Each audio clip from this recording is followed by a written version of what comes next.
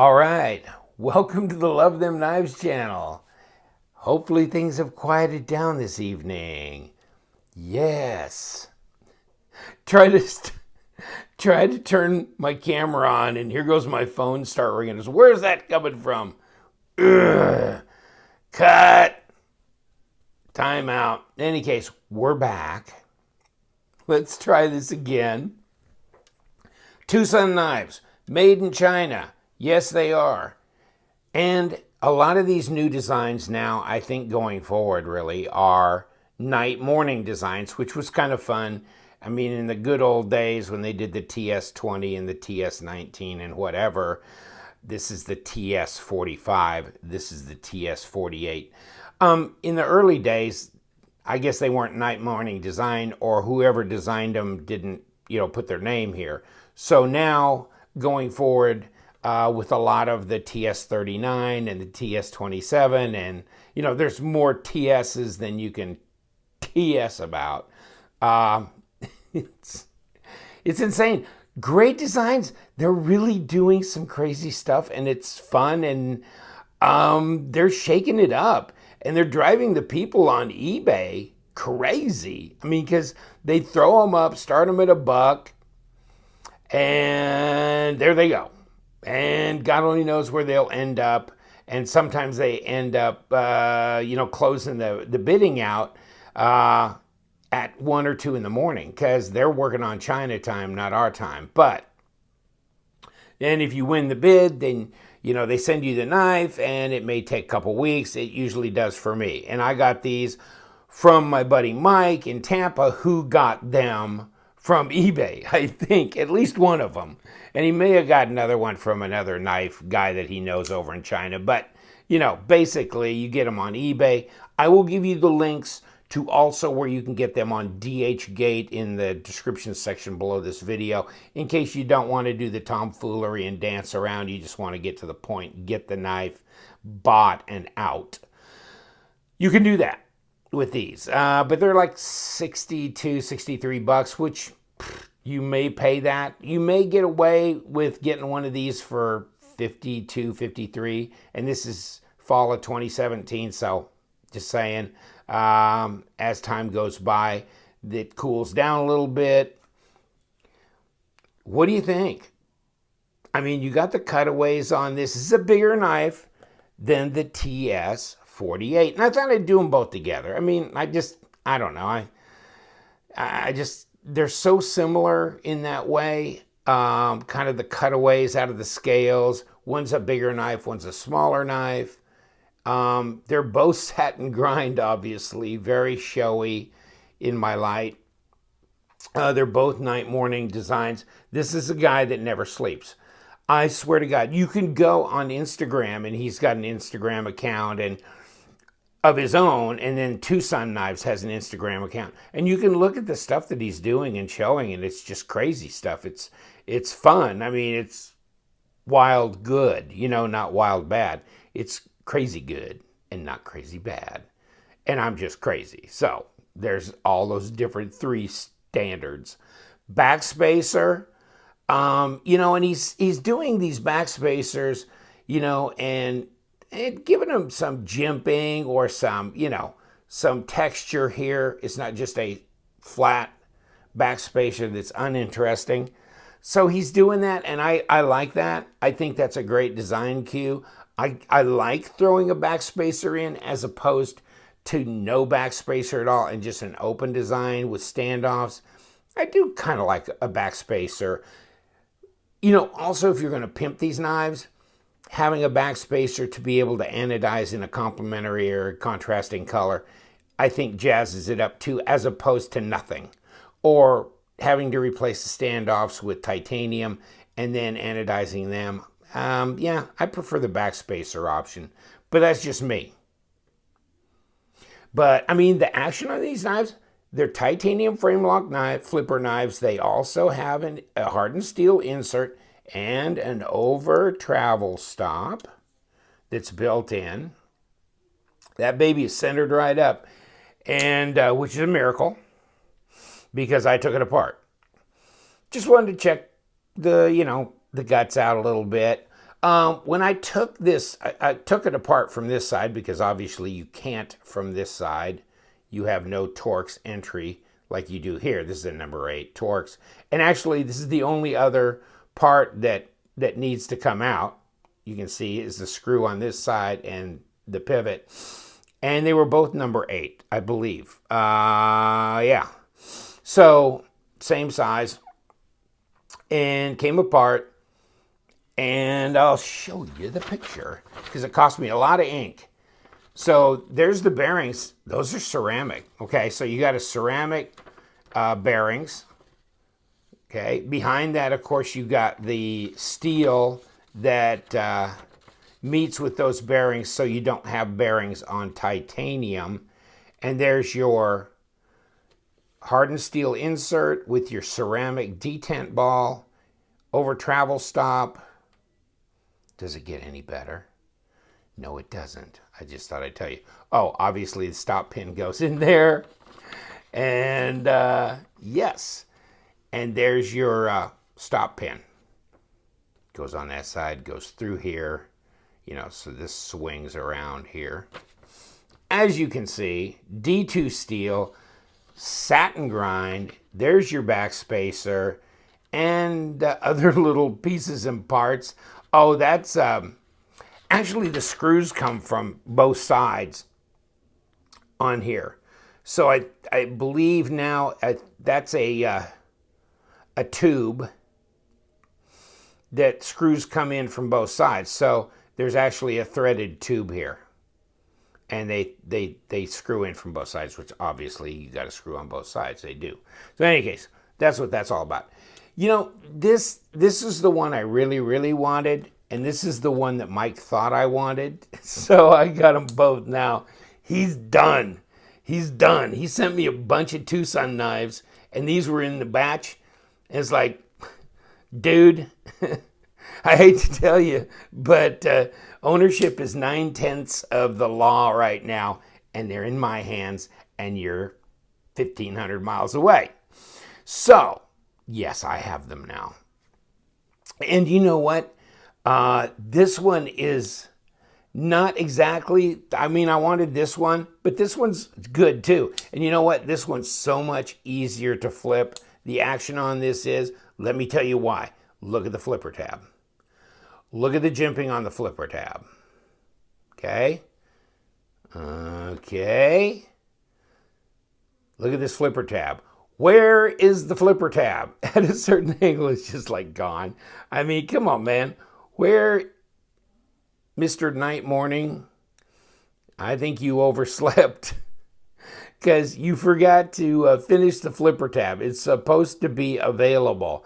This is a little tougher to get to. I know it's cool to be stealth and kind of not there, but you know what? I've had my share of, yeah, like that. Because that is just, you got to be very intentional, kind of retrain your flipper abilities. And I'm going to, you know, I guess I'm being maybe a bit picky, but sometimes it's nice just not even have to think about it. You can look away, you could do this. You could watch a movie at night and do this, and you're not even paying attention. Now I'm going to switch boxes. Did you notice the box is different? And this one, now you kind of almost now have to consciously pay a little attention to this because this is not Barca-Lounge or flipper tab. This is not real easy on the finger and you got to find it. And thank God there is some jimping there, and do not have buttered popcorn because it ain't not going to work, baby. Not going to work. Wow. Yeah. Make sure, you might want to put a little tacky glue on there and then screw, you know, to give yourself some contact patch. Because wow, this is tougher to make contact with. Obviously, it's flippable, but it's a different kind of dog. It really is. But look at that design. Look at the flow. I mean, you know, it's really nice.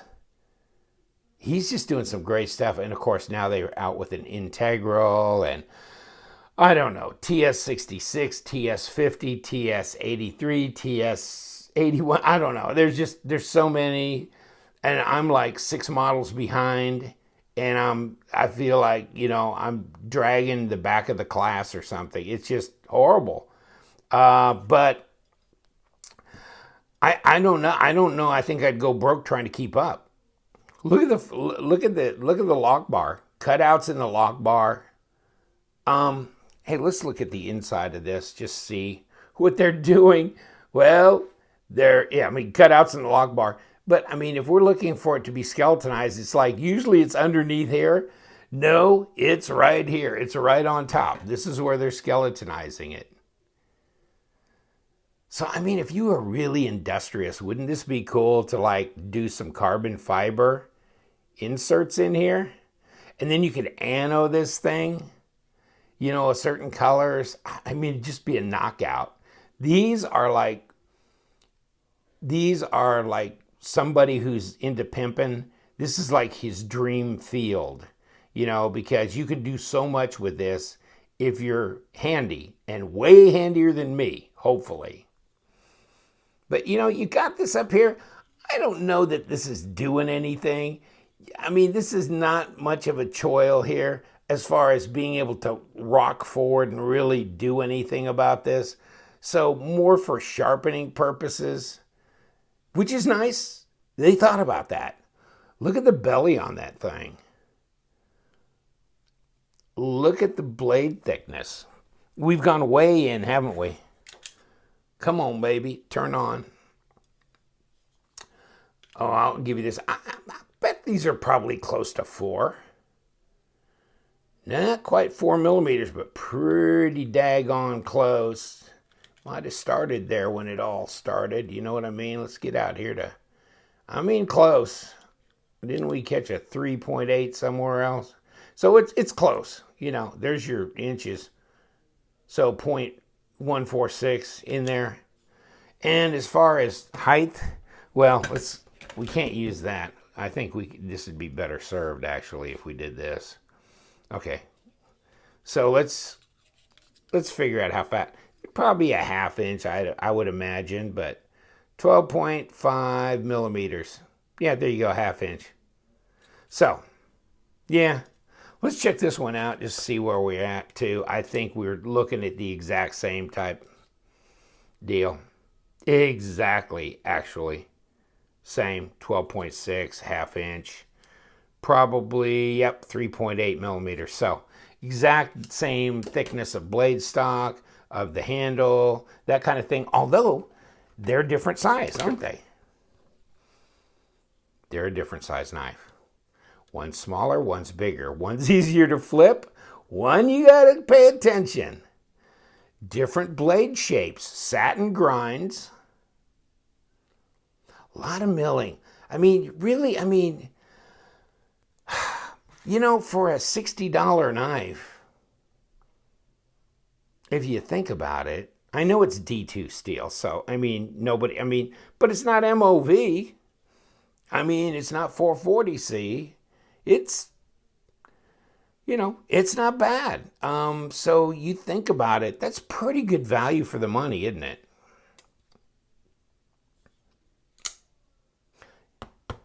And you're paying for the jazzed up box. Can you imagine? Are you tired of these? These are yuck. What? Oh, I had to write it. And that's another thing. You don't get a model number, barcode. You don't get squat, right?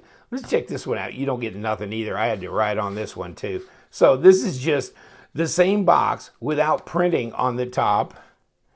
And they put a sleeve now. Oh my God. You guys shouldn't go to all this trouble just for me. Oh my God. Please. Oh my, well, whatever. There's plenty of knives in the U.S. that don't give you much for anything either. But, you want a box, you want a knife. Well, they put the money into the knife. And you got titanium. Here, you don't even see the screw that mounts the pocket clip. The lanyard hole sticking out here. And you know what? This doesn't bother me. I was thinking, because I was given a hard time with the Kaiser Critical, talking about how that edge was hitting me, but this is more rounded, actually, and it's a different size knife. So no, I don't know. It's just you have it as a different position in your hand. Check this choil out. Now this is actually one where you can go forward. Have we even cut a piece of paper yet? Come on, man. LTK. Oh wow. Okay, this is really, really sharp. This one's really sharp. Let's see if this one can hold up. Compliment the brother before I jam it through my hand. Okay, come on. Here you go. Okay, so yes, they're both very sharp. Come on, get out of the way. Interesting. Good size, though. What do you think? Let's put a size comparison in here. Mannix. Mannix is smaller. You want it to look bigger? Put it on the front side. But the Mannix is like 8 inches overall. This is bigger than 8 inches overall, isn't it? Let's check this one. With the... Yeah, that's about more like it, isn't it? Wow. So this is not exactly tiny. This is not like a 3-inch blade and 7 inches overall or 8. This is pretty, this is at least 8 overall. So let's actually put a real tape to it and see what we got, okay? Well, we got 3.5 inch and 7 3/4 overall, which is like 19.5 centimeters. And it should be about 90 millimeters on a 3.5 inch. Just about same, about 89, something like that for that. Okay, so that's under 8 and a 3.5 inch blade. Ooh, well, this is, depends on where you want to measure this. You're at somewhere between 3 3/4 and 4 inch. And somewhere between like 97 and 100 millimeters on the blade. So that's a good sized blade. You got 8 5/8, 8.5 before you hit that little lanyard hole on the end. But you know, 8 5/8, so almost 22 centimeters. I mean, that's a good sized dog right there. Throw the Benchmade full size grip in here. Check it out. Big difference. Big difference. Yeah, it's a bigger knife. This one's a good sized knife, which is kind of cool. I like bigger knives. I think it's fun when they do them that way. Sometimes I get a little bored of the 3 1/4 to 3.5. You know, it just seems, but that's your EDC range, and a lot of people really like them. And you know what? When it really comes down to deciding whether you want to put a monster in your pocket or something a lot more toteable, sometimes you'll find yourself going, more toteable. I'll take the monster on tomorrow. So, you know, there you go. There's a comparison in the size again. Yeah, same size. So that's your, you know, your EDCable size. And this one I thought, oh, this is just a small knife, you know. It's not that small. Not that small. But you think about the machine work here. You know, these are not contoured handles. These are flat slabs, you know, and then they're beveled here. So, you know, you're not doing that kind of thing. But, I mean, you know, like where it's higher in the middle and, you know, but still, a lot of machine work. And, you know, it does somehow feed the design to not, you don't want it contoured. Not if you're going to do what they're doing here. Fuller on both sides. And this kind of little cuts along here, which you can feel, which, you know, if you're choking up doing something, you can feel that. You can feel that. Okay, so yes, that's meaningful as far as that goes. Any other jimping areas? besides the backspacer? No, flipper tab, thank God. You know? These are not difficult to disengage. There's not a big, huge change here in elevation between the presentation side and the lock bar. As you can see, it is a little different size. So yes, you can get to that. This one, for some reason, this one just seems so much easier to disengage. And look at that. It doesn't look like it should be, but it is. I don't know what it is about the lock bar. It's not as stiff. So it is easier to disengage. Look at the way this blade drops. Wow, that's real free and easy. And I thought, this is loose. This can't be right. And no, it's perfectly centered. And actually, I guess I could tighten this pivot and make it less guillotine. You see what I'm saying? But actually, it's nice. I mean, there's no blade play. And there's no lock rock. But this one's just, I guess you could tighten it if you wanted. I don't mind it this way. It's easier to just let it drop shut. So that works. Again, machine work here. We have a drop, but I mean, it's really a nice flow to the design. Everything about it. Look in here. And we have the actual stop. That's part of the blade, right? So it's a cutaway inside, like you saw on the other one. They're both that same way. Here you go. No, I mean, I'm sorry. This is the stop pin. So this has actually got a different type of setup. I'm sorry. I was looking at my pictures on the other one thinking that this was part of that, but it's not. Where did I throw that? No, actually, there is the pin there that goes. But on this one, it's not the same. It's part of the blade. I didn't take this one apart. Didn't think I needed to after I saw the bearings in the setup. But yeah, this one is a little bit different setup. And when you do that kind of a stop, you can you have a little bit more freedom to position this flipper tab in a different way. But you know, it's comfortable.